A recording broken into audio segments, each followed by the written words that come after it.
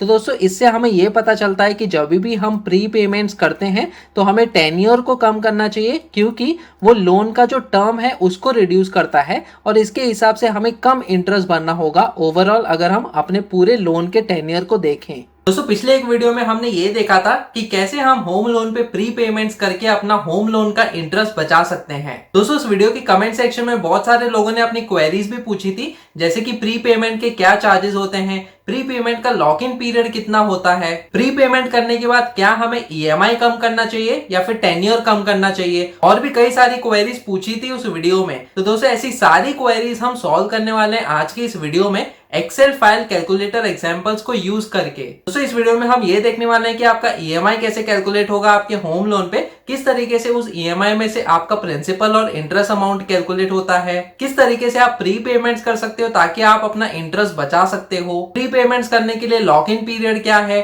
और pre payment के extra charges क्या लगते हैं। और दोस्तों बहुत ही इंपॉर्टेंट क्वेरी ये है कि प्री पेमेंट करने के बाद हमें लोन का ईएमआई कम करना चाहिए या लोन का टेन्योर कम करना चाहिए। तो दोस्तों ये सारे क्वेरीज का सोल्यूशन हम देखने वाले हैं आज के इस वीडियो में। तो दोस्तों इस वीडियो को पूरा देखें ताकि आपकी जो भी क्वेरीज है लोन के रिलेटेड वो सॉल्व हो जाए इसी वीडियो में। मैं अभिलाष गुप्ता स्वागत करता हूं आपका मेरे इस वीडियो में फिनकैलसी टीवी पर। तो चले शुरू करते हैं।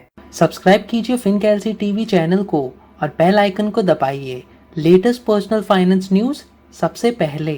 दोस्तों अगर आप इस चैनल पे नए हो तो सब्सक्राइब कीजिए मेरे YouTube चैनल फिनकैलसी टीवी को। वीडियो के नीचे एक लाल कलर का बटन दिख रहा होगा, उस पर क्लिक कीजिए, बेल आइकन पे क्लिक कीजिए ताकि जब भी मैं न्यू वीडियोस पोस्ट करूं तो आपको नोटिफिकेशंस मिलते रहें। दोस्तों इस वीडियो को लाइक भी कीजिए ताकि मेरे वीडियोस आपको YouTube पे रिकमेंड होते रहें। दोस्तों आप मेरा फ्री एंड्रॉइड ऐप फिनकैलसी डाउनलोड कर सकते हो प्ले स्टोर से, जो कि आपको मदद करेगा आपका इनकम टैक्स कैलकुलेट करने के लिए। इनकम टैक्स के अलावा इसमें बहुत सारे इंडियन सेविंग स्कीम्स के कैलकुलेटर्स भी अवेलेबल हैं। दोस्तों ये ऐप एब्सोल्युटली फ्री है और प्ले स्टोर पे ऑलरेडी अवेलेबल है। इसका लिंक मैंने डिस्क्रिप्शन सेक्शन में दिया हुआ है। तो इस वीडियो को देखने के बाद आप उस ऐप को भी डाउनलोड करके अपना इनकम टैक्स कैलकुलेट कर सकते हो। दोस्तों एक्सेल फाइल कैलकुलेटर की तरफ बढ़ने से पहले मैं आपको होम लोन के बारे में थोड़ी सी चीजें बता देता हूँ। हमारे होम लोन के ईएमआई में दो चीजें होती हैं, एक तो प्रिंसिपल अमाउंट होता है और दूसरा इंटरेस्ट अमाउंट होता है। दोस्तों स्टार्टिंग के पीरियड में ये जो इंटरेस्ट अमाउंट है ये कुछ ज्यादा ही होता है और टाइम के साथ ये जो इंटरेस्ट अमाउंट है वो कम होते जाता है,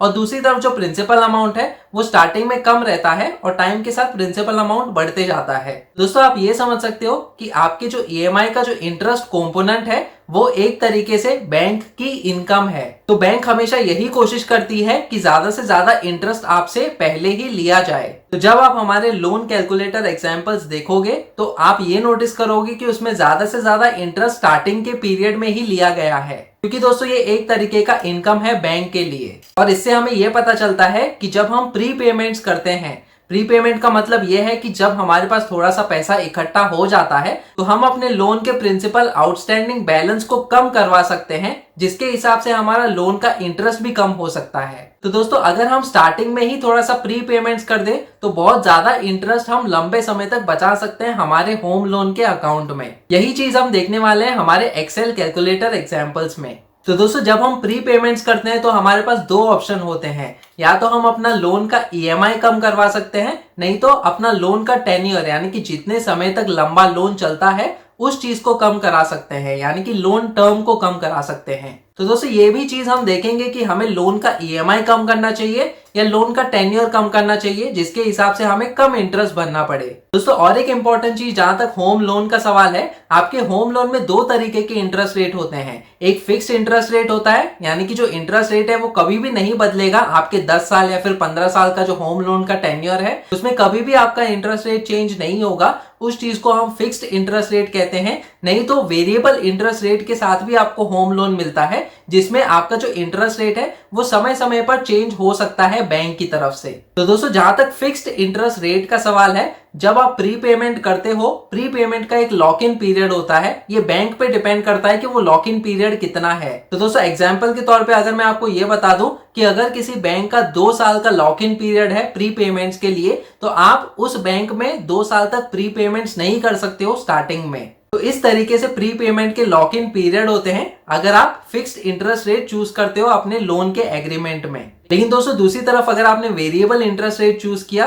तो ऐसा कोई भी लॉक इन पीरियड नहीं होता है। एग्जाम्पल के तौर पे अगर समझो आपका 10 साल का होम लोन का टेन्योर है तो आप दूसरे या फिर तीसरे महीने में भी प्री पेमेंट कर सकते हो अपना होम लोन का इंटरेस्ट बचाने के लिए। दोस्तों और एक इंपॉर्टेंट चीज फिक्स्ड इंटरेस्ट रेट के बारे में यह है कि जब भी आप प्री पेमेंट करते हो तो बैंक आपको प्री पेमेंट चार्जेस जो है वो अप्लाई करेगी। लेकिन दूसरी तरफ वेरिएबल इंटरेस्ट रेट में ऐसा कोई भी प्री पेमेंट चार्जेस नहीं होता और आपको कोई भी प्री पेमेंट चार्जेस नहीं लगेंगे जब भी आप प्री पेमेंट करना चाहो आपके variable interest rate home loan में। तो दोस्तों ये आपके लोन के एग्रीमेंट के ऊपर डिपेंड करता है कि आपका फिक्स्ड इंटरेस्ट रेट है या फिर वेरिएबल इंटरेस्ट रेट है। उसी हिसाब से आप चेक कर सकते हो कि आप प्री पेमेंट्स कर सकते हो या नहीं, और अगर कर सकते हो तो कितने टाइम बाद कर सकते हो। दोस्तों ये प्री पेमेंट के लॉक इन पीरियड और प्री पेमेंट चार्जेस इसलिए एप्लीकेबल होते हैं fixed interest rate home loan में क्योंकि जैसे कि मैंने कहा कि ये जो होम लोन का इंटरेस्ट है ये बैंक की एक तरीके की इनकम है, तो वो अपनी इनकम के साथ कोई भी समझौता नहीं करना चाहते। अगर आपने अगले 20 साल तक के लिए होम लोन लिया है और फिक्स इंटरेस्ट रेट को चूज किया है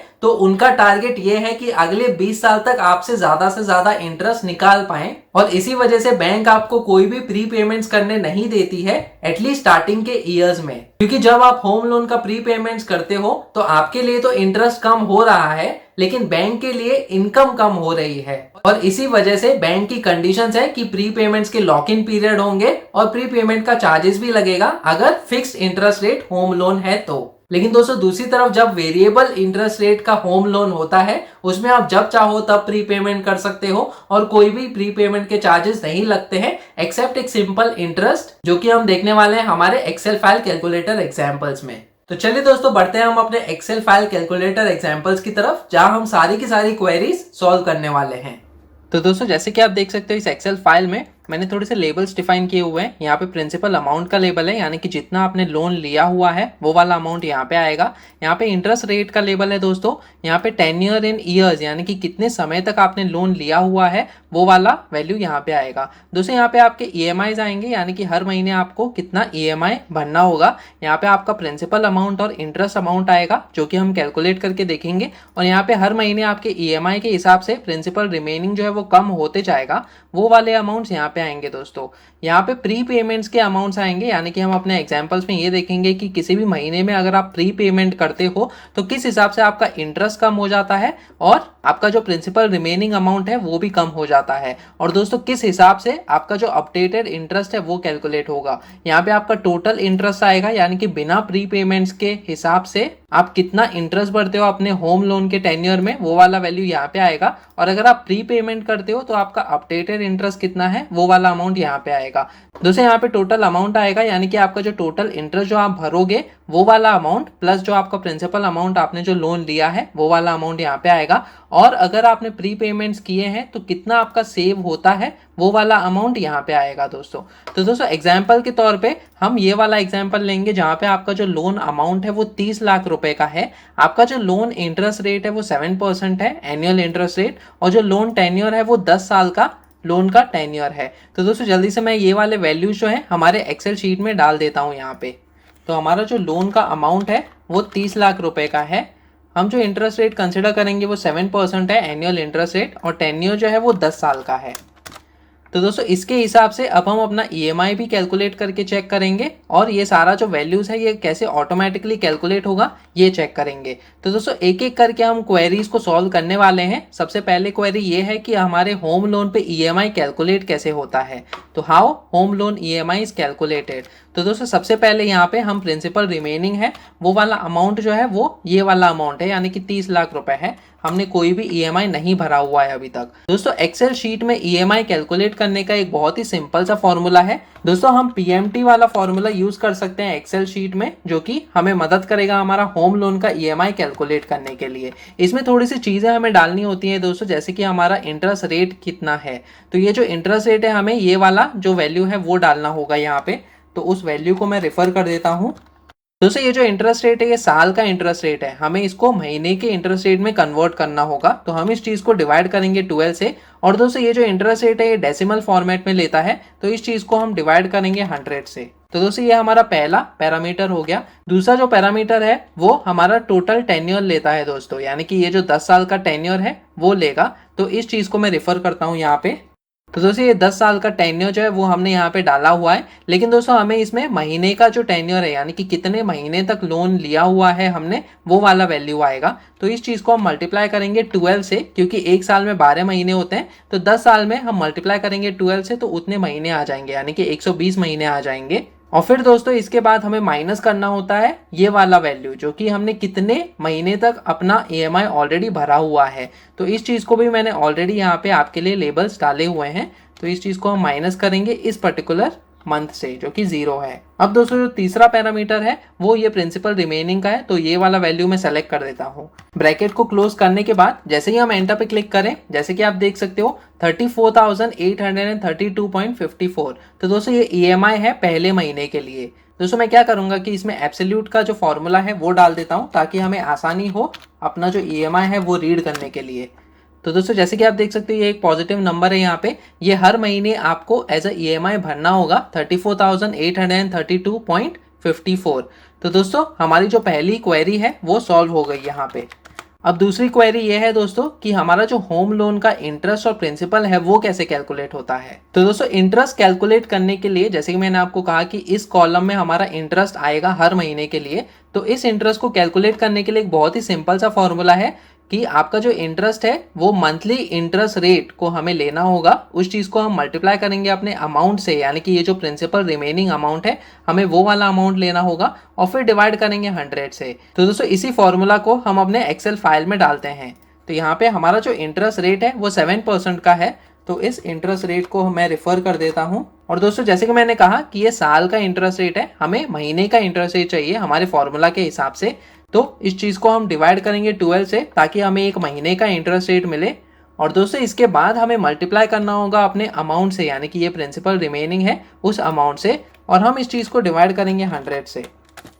और दोस्तों जैसे कि आप देख सकते हो 17,500 ये वाला जो इंटरेस्ट है वो पहले महीने के लिए है। और जैसे कि मैंने कहा कि हमारे ईएमआई में दो चीज़ें होती हैं, एक तो प्रिंसिपल अमाउंट, दूसरा इंटरेस्ट अमाउंट। तो दोस्तों इंटरेस्ट अमाउंट ये है 17,500, और जो बचा हुआ ऊपर का अमाउंट है वो हमारा प्रिंसिपल होगा। तो इसको कैलकुलेट करने का बहुत ही आसान तरीका ये होगा कि इस ईएमआई को हम लेंगे और फिर माइनस करेंगे इस इंटरेस्ट को, जो कि हमें बचा हुआ अमाउंट देगा, जो कि होगा हमारा प्रिंसिपल अमाउंट। जैसे ही मैंने एंटर पर क्लिक किया, जैसे कि आप देख सकते हो 17,332.54। तो दोस्तों ये हमारे पहले महीने का प्रिंसिपल अमाउंट हो गया। तो दोस्तों इस तरीके से हमारा ईएमआई कैलकुलेट होता है, और उसमें से हमारा प्रिंसिपल और इंटरेस्ट अमाउंट्स कैलकुलेट होता है। अब दोस्तों जैसे ही हम दूसरे महीने में आते हैं, तो हमारा जो प्रिंसिपल रिमेनिंग है उसको कैलकुलेट करने का एक तरीका है। तो हम क्या करेंगे कि प्रिंसिपल रिमेनिंग पहले महीने से लेंगे और फिर माइनस करेंगे इस प्रिंसिपल अमाउंट को। तो दोस्तों ये जो प्रिंसिपल अमाउंट है ये हमने as a part of 30 lakhs पे किया हुआ है बैंक को, और जो ऊपर का अमाउंट था जो कि इंटरेस्ट था वो बैंक की एज अ इनकम चली गई दोस्तों। तो ये तो बैंक अपना इनकम लेगी, अपना इंटरेस्ट लेगी, वो तो अपना इंटरेस्ट छोड़ेगी नहीं, तो वो एज अ इनकम ट्रीट होता है दोस्तों बैंक के लिए। तो दोस्तों हमेशा याद रखना, आपके लोन का जो इंटरेस्ट है वो एज अ इनकम होता है बैंक को, और जो ऊपर का अमाउंट है जो कि प्रिंसिपल अमाउंट है वो ही चीज माइनस होगी आपके प्रिंसिपल रिमेनिंग में से। तो इस चीज को मैं सेलेक्ट करूंगा। और दोस्तों हम माइनस करेंगे अगर कोई भी प्री पेमेंट्स आप करते हो, तो अभी के लिए ये वाला सेल मैं सेलेक्ट करूंगा। वैसे हमने कोई प्री पेमेंट नहीं किया है, लेकिन आगे इस एग्जाम्पल में हम देखने वाले हैं कि प्री पेमेंट करके कैसे आपका प्रिंसिपल रिमेनिंग है वो कम हो जाएगा, और उसी हिसाब से आपका इंटरेस्ट भी कम हो जाएगा। जैसे ही मैं एंटर पे क्लिक करता हूं, हमें अपना अपडेटेड प्रिंसिपल रिमेनिंग मिल जाता है दोस्तों। इसी हिसाब से हमारा जो ईएमआई है, इस केस में मैं क्या करूंगा कि इसको जस्ट कॉपी करूंगा, क्योंकि हम अपने ईएमआई को सेम रखने वाले हैं। तो दोस्तों ये हमारा हर महीने सेम ईएमआई रहने वाला है। आगे चल के हम ये देखेंगे कि कैसे हमारा ईएमआई कम हो सकता है जब हम प्री पेमेंट करते हैं, और इसी हिसाब से क्या हमें ईएमआई कम करवाना चाहिए या फिर टेन्योर कम करवाना चाहिए, वो भी हम देखने वाले हैं दोस्तों। अब दोस्तों इसी चीज को मैं यहाँ पे एक्सटेंड कर दूंगा, तो अपने आप हमारा प्रिंसिपल और इंटरेस्ट है वो कैलकुलेट होते जाएगा। दोस्तों मैं क्या करूंगा कि पहले साल के लिए, यानी कि यहाँ पे 12 महीने तक के लिए मैं ये सारे नंबर्स जो है वो एक्सटेंड कर देता हूँ। तो दोस्तों जैसे कि आप देख सकते हो पहले महीने के लिए सबसे ज्यादा इंटरेस्ट था, जो कि था 17,500, और टाइम के साथ जैसे कि आप देख सकते हो कि आपका इंटरेस्ट जो है वो कम होते जाता है। तो दोस्तों इससे हमें ये पता चलता है कि बैंक जो है स्टार्टिंग के 1 या फिर 2 साल में आपसे सबसे ज्यादा इंटरेस्ट ले लेती है, और टाइम के साथ वो इंटरेस्ट कम होते जाता है। और दूसरी तरफ यहाँ पे प्रिंसिपल अमाउंट जो है वो सबसे कम पहले महीने में होता है और टाइम के साथ आपका जो प्रिंसिपल अमाउंट है वो इंक्रीज होते जाता है, यानी कि बढ़ते जाता है। तो दोस्तों एक चीज हमें ध्यान में रखने की जरूरत है, वो ये है कि जब भी हम प्री पेमेंट्स करते हैं तो इनिशियली अगर हम करें, यानी कि लोन के शुरुआत में ही करें, तो सबसे ज्यादा इंटरेस्ट हम बचा सकते हैं पूरे होम लोन के टेन्योर में। दोस्तों वैसे तो आपको अब तक बहुत सारी इन्फॉर्मेशन मिल गई, जैसे कि आपका ईएमआई कैसे कैलकुलेट होता है, प्रिंसिपल और इंटरेस्ट कैसे कैलकुलेट होता है। तो दोस्तों एक लाइक तो बनता ही है। अगर आपने इस वीडियो को लाइक नहीं किया अभी तक तो प्लीज इसे लाइक कीजिए, शेयर भी कीजिए अपने दोस्तों के साथ, ताकि उन्हें भी पता चले कि उनके लोन पे उनका इंटरेस्ट और ईएमआई कैसे कैलकुलेट होता है। दोस्तों हमारी क्वेरीज की लिस्ट में हमने ये वाली क्वेरी भी सॉल्व कर दी है, यानी कि होम लोन इंटरेस्ट और प्रिंसिपल कैलकुलेशन। अब दोस्तों हम ये देखते हैं कि loan interest rate change example, यानी कि आपका जो इंटरेस्ट रेट है समझो अगर वो बदलता है तो किस प्रकार से आपका जो इंटरेस्ट है उस पर इम्पैक्ट पड़ेगा। तो दोस्तों एग्जाम्पल के तौर पे मैं ये करूंगा कि समझो अगर आपने 6 महीने तक के लिए आपका ईएमआई आपने भर दिया है और यहाँ पे 6 महीने के बाद समझो अगर यहाँ पे इंटरेस्ट रेट बदलता है, तो मैं एग्जांपल के तौर पे यहाँ पे जो हमने रेफरेंस लिया था हमारे इंटरेस्ट रेट का, वहाँ पे मैं 7.5 कर दूंगा दोस्तों। तो 7 की जगह हम 7.5 करते हैं। तो दोस्तों जैसे कि आप देख सकते हो आपका इंटरेस्ट रेट बढ़ गया है यहाँ पे, और इसी चीज को 7.5 को हम एक्सटेंड कर देंगे। तो जैसे कि आप देख सकते हो कि 7% के हिसाब से आपका जो इंटरेस्ट था वो इतना भर रहे थे, और जैसे ही बैंक ने 6 महीने के बाद आपका जो इंटरेस्ट रेट है 7 से लेके 7.5 कर दिया, जैसे कि आप देख सकते हो मैंने फॉर्मूला में 7.5 कर दिया है, तो ये आपका जो इंटरेस्ट है वो भी इंक्रीज हो गया दोस्तों। तो दोस्तों वेरिएबल इंटरेस्ट रेट में यही चीज होती है, जब आपका इंटरेस्ट रेट कम होता है तो आपका इंटरेस्ट भी कम हो जाता है, लेकिन जब आपका इंटरेस्ट रेट बढ़ता है तो आपका इंटरेस्ट भी बढ़ जाता है। और दोस्तों इस इंटरेस्ट चेंज के हिसाब से आपका जो प्रिंसिपल अमाउंट है उस पर भी इम्पैक्ट पड़ता है और अकॉर्डिंगली वो भी कैलकुलेट होता है। जैसे कि आप देख सकते हो कि ये बढ़ते जा रहा था, 17,844 पे आ गया, लेकिन जैसे ही आपका इंटरेस्ट बढ़ गया यहाँ पे आपका जो प्रिंसिपल अमाउंट है वो कम हो गया, 16,742 हो गया, लेकिन वहां से वो फिर से वापस से इंक्रीज होने लगा दोस्तों। तो दोस्तों इस हिसाब से आपका जब भी इंटरेस्ट रेट कम या फिर ज्यादा होते जाएगा, उस हिसाब से आप उन महीनों के लिए अपना जो इंटरेस्ट रेट है वो अप्लाई करके अपना इंटरेस्ट और प्रिंसिपल अमाउंट कैलकुलेट कर सकते हो। दोस्तों इस चीज को मैं वापस से 7.5 कर देता हूं। अब दोस्तों हमारी ये वाली क्वेरी भी सॉल्व हो गई, यानी कि इंटरेस्ट रेट चेंज का जो एग्जांपल है हमने वो देख लिया। अब दोस्तों बहुत ही इंपॉर्टेंट क्वेरी पे आते हैं कि home loan prepayment examples to save home loan interest, यानी कि हम प्री पेमेंट कर सकते हैं अपने होम लोन पे ताकि हमारा थोड़ा सा इंटरेस्ट बच जाए।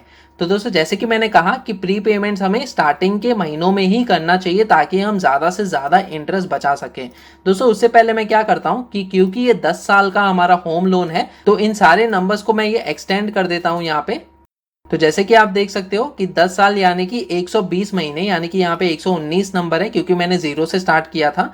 तो जो आखिरी महीना है उसमें आपको सिर्फ 202 रुपए का इंटरेस्ट अमाउंट भरना होता है, लेकिन जो प्रिंसिपल है वो सबसे ज्यादा होता है, यानी कि 34,630 होता है। तो दोस्तों इससे हमें ये भी पता चलता है कि प्रिंसिपल जो है वो बढ़ते जाता है टाइम के साथ और इंटरेस्ट जो है वो घटते जाता है। तो दोस्तों यहाँ पे कोई फायदा नहीं जब हम प्री पेमेंट करते हैं, क्योंकि ऑलरेडी बैंक ने आपसे इंटरेस्ट ले लिया है और आप ज़्यादा इंटरेस्ट बचा नहीं सकते हो। तो सबसे बेस्ट सोल्यूशन यही है कि स्टार्टिंग के महीने में, यानी कि पहले या फिर दूसरे साल में अगर आप थोड़ा सा प्री पेमेंट्स करते हो तो उसी हिसाब से आपका जो इंटरेस्ट है वो कम होते जाएगा। दोस्तों यहाँ पे प्री पेमेंट्स वैल्यू डालने से पहले हम यहाँ पे टोटल इंटरेस्ट और टोटल अमाउंट अपडेट कर देते हैं। तो जो टोटल इंटरेस्ट आप भरने वाले हो इस केस में, जो आपने लोन लिया है 30 लाख का, इंटरेस्ट रेट आपका 7% हमने अज्यूम किया है कि ये फिक्स इंटरेस्ट रेट रहेगा पूरे 10 साल तक के लिए। तो हम यहाँ पे सम का फॉर्मूला डालेंगे। तो जैसे कि आप देख सकते हो 11,79,905.25 रुपीज। तो दोस्तों इतना आप टोटल इंटरेस्ट भरने वाले हो। इस चीज को मैं कॉपी कर देता हूं यहाँ पे। और दोस्तों जो आपका टोटल अमाउंट होगा वो होगा आपका जो प्रिंसिपल है वो तो आपको भरना ही होगा, और फिर उस चीज को हम ऐड करेंगे हमारे टोटल इंटरेस्ट से। और जैसे ही मैं एंटर पे क्लिक करता हूं, जैसे कि आप देख सकते हो 41,79,905.25। तो दोस्तों 30 लाख आप प्रिंसिपल के तौर पे भर रहे हो, और यहाँ पे ये वाला जो टोटल इंटरेस्ट का अमाउंट है वो आप एज अ इंटरेस्ट अमाउंट भर रहे हो आपके ईएमआई में से। और दोस्तों जो टोटल आपका जो अमाउंट आप भरोगे पूरे 10 साल में वो होगा 41,79,905.25। अब दोस्तों प्री पेमेंट्स का एग्जाम्पल कुछ इस तरीके से होगा कि समझो अगर थोड़ा सा पैसा आपके पास इकट्ठा हो गया तो आप प्री पेमेंट्स करके थोड़ा सा जो इंटरेस्ट है वो आप बचा सकते हो और इस पे आपका जो टोटल इंटरेस्ट है वहां पे इम्पैक्ट पड़ेगा। और दोस्तों जैसे ही हम प्री पेमेंट्स यहाँ पे करेंगे हमारा जो अपडेटेड इंटरेस्ट है वो हम कैलकुलेट करके देखेंगे। तो दोस्तों समझो अगर हमने यहाँ पे 1 लाख रुपए का प्री पेमेंट किया हुआ है और जैसे ही मैं एंटर पे क्लिक करता हूँ दोस्तों यहाँ पे नोटिस करो कि यहाँ पे 17,194.91 रुपीज़ का इंटरेस्ट है। और जैसे ही हम प्री पेमेंट यहाँ पे करते हैं तो ये इंटरेस्ट अपडेट हो गया है 16,611.57। तो दोस्तों इस हिसाब से जिस भी महीने में आप प्री पेमेंट करते हो उस महीने से लेके आपका जो इंटरेस्ट है वो अकॉर्डिंगली अपडेट होते जाएगा, क्योंकि आपका प्रिंसिपल रिमेनिंग है वो कम हो गया है। दोस्तों इस चीज को अगर मैं आपको वापस से दिखाऊं, अगर आप प्रिंसिपल रिमेनिंग पे भी गौर करो, यहाँ पे 29,47,698 रुपीज है। यहाँ पे जैसे हम 1 लाख रुपीज डालते हैं तो इस अमाउंट में से 1 लाख रुपीज कम हो जाना चाहिए।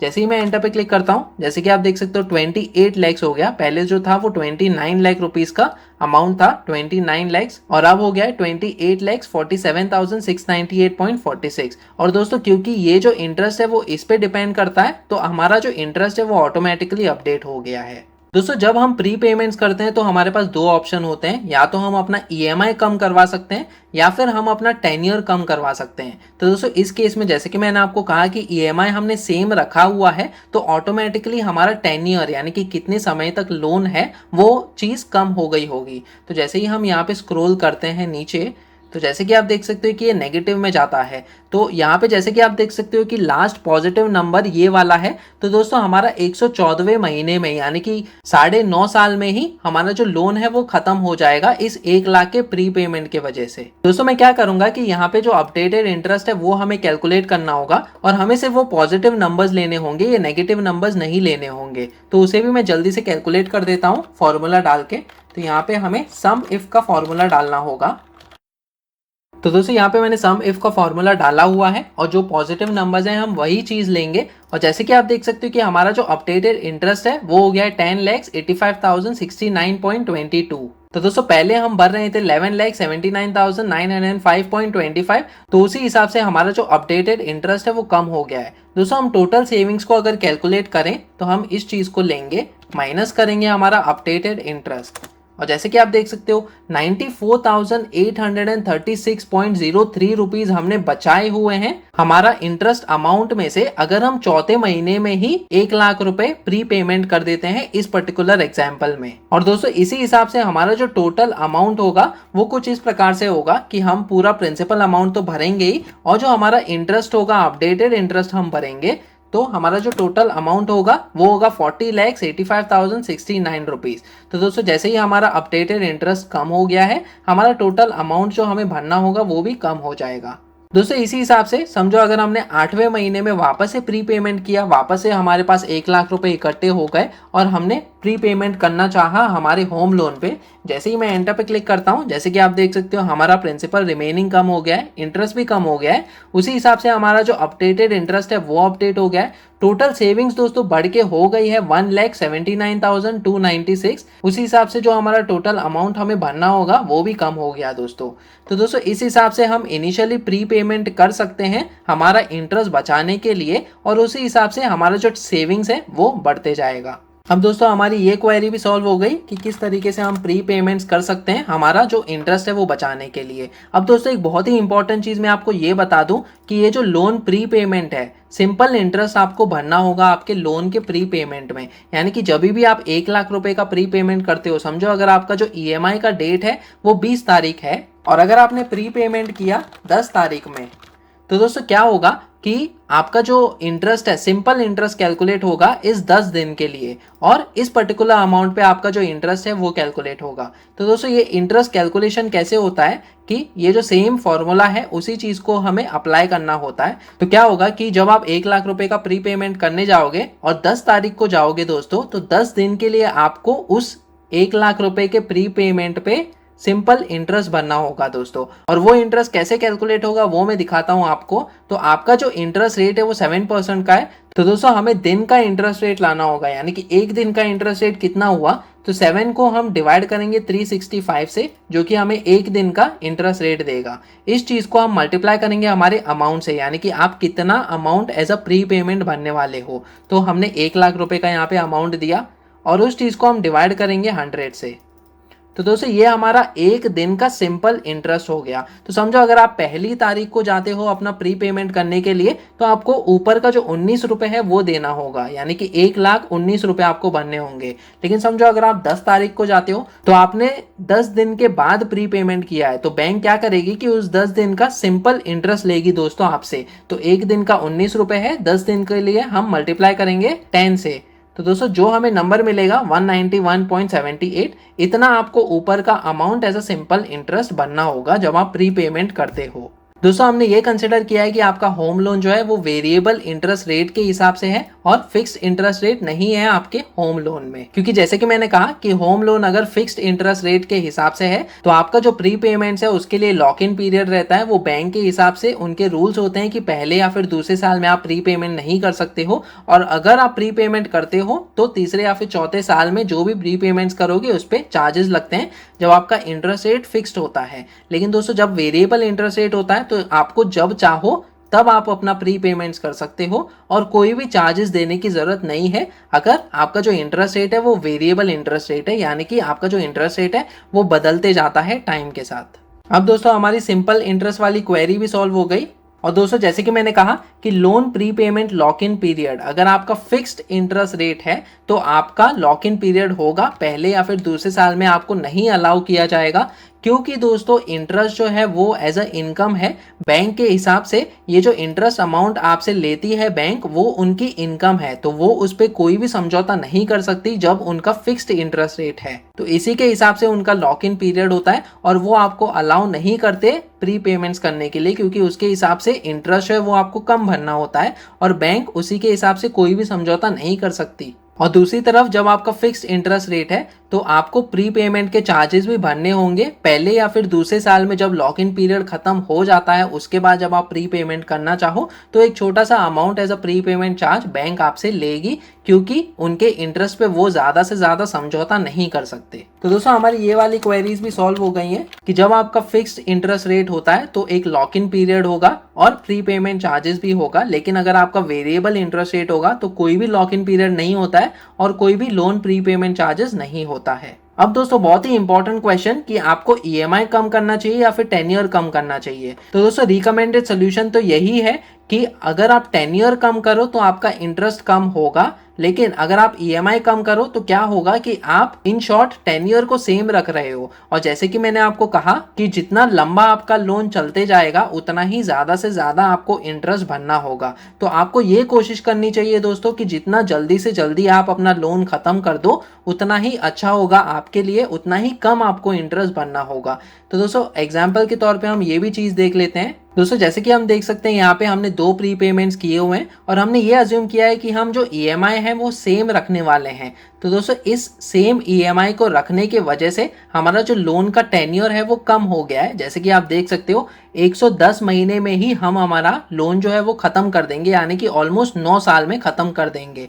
तो दोस्तों 10 साल का हमारा होम लोन का टेन्योर था, हमने 2 प्री पेमेंट्स कर दिए, हमारा जो इंटरेस्ट है वो भी कम हो गया और जो लोन का टेन्योर है वो भी कम हो जाएगा और हम 9 साल में हमारा लोन जो है वो खत्म कर देंगे। दोस्तों इसी हिसाब से अगर हम और भी प्री पेमेंट्स करते हैं तो हो सकता है कि हम 8वें या फिर 7वें साल में ही ये वाला जो लोन है वो खत्म कर दें और इसी हिसाब से हमारा जो इंटरेस्ट है वो अपडेट होते जाएगा और हमारा जो टोटल सेविंग्स है वो बढ़ते जाएगा। लेकिन दोस्तों जब हम ईएमआई को कम करवाएंगे तो हमारा जो टेन्योर है यानी कि 10 साल से जो हमारा 9 साल तक का लोन हो गया है वो बदलेगा नहीं, वो हमें पूरे 10 साल तक कंटिन्यू रखना होगा और 10 साल तक ईएमआई को भरते रहना होगा दोस्तों, भले ही ईएमआई जो है वो कम हो गया हो। तो दोस्तों ये भी चीज हम देख लेते हैं हमारे एग्जाम्पल में, जहाँ पे हम ईएमआई को कम करवाएंगे और हमारा जो टेन्योर है वो सेम रहेगा, यानी कि पूरे 10 साल तक रहेगा। दोस्तों उससे पहले ये जो अमाउंट है उस चीज को मैं यहाँ पे नोटपैड में डाल के रख देता हूँ।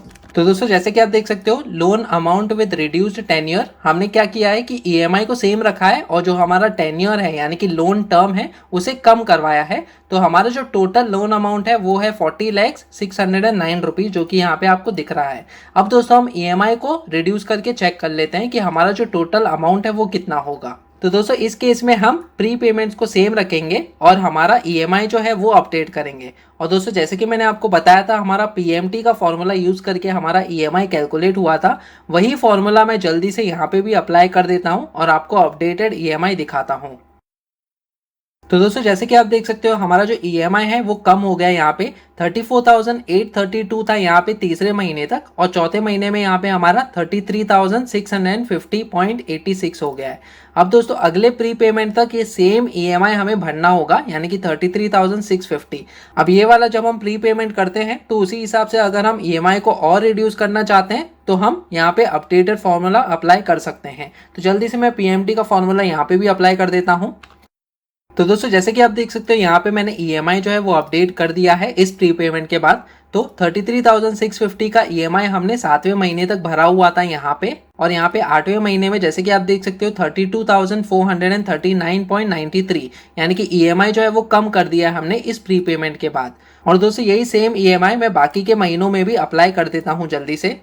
हमने ईएमआई ऑलरेडी अपडेट कर दिया है। एंड में आता हूं, जैसे कि आप देख सकते हो हम 119 यानी कि 120वें महीने तक हमें पूरा का पूरा लोन जो है वो चुकाना होगा। ये जो ईएमआईज हैं वो कंटिन्यू रख रहे होंगे पूरे 10 साल तक, और उसके हिसाब से हमारा जो टोटल इंटरेस्ट होता है वो होता है 11,04,813.67 रुपीज। और दोस्तों यही चीज यहाँ पे आपको एज अ अपडेटेड इंटरेस्ट दिख रही है। और हमारी जो टोटल सेविंग्स होती है दोस्तों वो होती है 75,091.58। लेकिन दोस्तों इंपॉर्टेंट चीज यहाँ पे ये है कि जो टोटल अमाउंट है वो हमें इतना भरना होगा। तो इसी चीज को अगर हम कंपेयर करें इस वैल्यू से तो यहाँ पे हमें 40,609 रुपीज भरने होते जब हम टेन्योर को रिड्यूस करते, यानी कि जितने समय तक लोन है उस समय को रिड्यूस कर रहे होते। लेकिन जब हम लोन का ईएमआई कम करते हैं तो उस वैल्यू को भी मैं यहाँ पे डाल देता हूँ। तो दोस्तों जैसे कि आप देख सकते हो जब हम ईएमआई को कम करते हैं तो हमें 41,04,813 रुपीज भरने होंगे। सेम प्री पेमेंट्स को हमने कंसिडर किया हुआ है दोस्तों दोनों ही एग्जाम्पल में। तो दोस्तों इससे हमें यह पता चलता है कि जब भी हम प्री पेमेंट्स करते हैं तो हमें टेन्योर को कम करना चाहिए, क्योंकि वो लोन का जो टर्म है उसको रिड्यूस करता है और इसके हिसाब से हमें कम इंटरेस्ट भरना होगा ओवरऑल अगर हम अपने पूरे लोन के टेन्योर को देखें। लेकिन जब हम ईएमआई को कम करते हैं तो लोन का टेन्योर वैसा का वैसे ही रहता है, और समय अगर कम नहीं होता है तो हमारा इंटरेस्ट भी ज्यादा कम नहीं होगा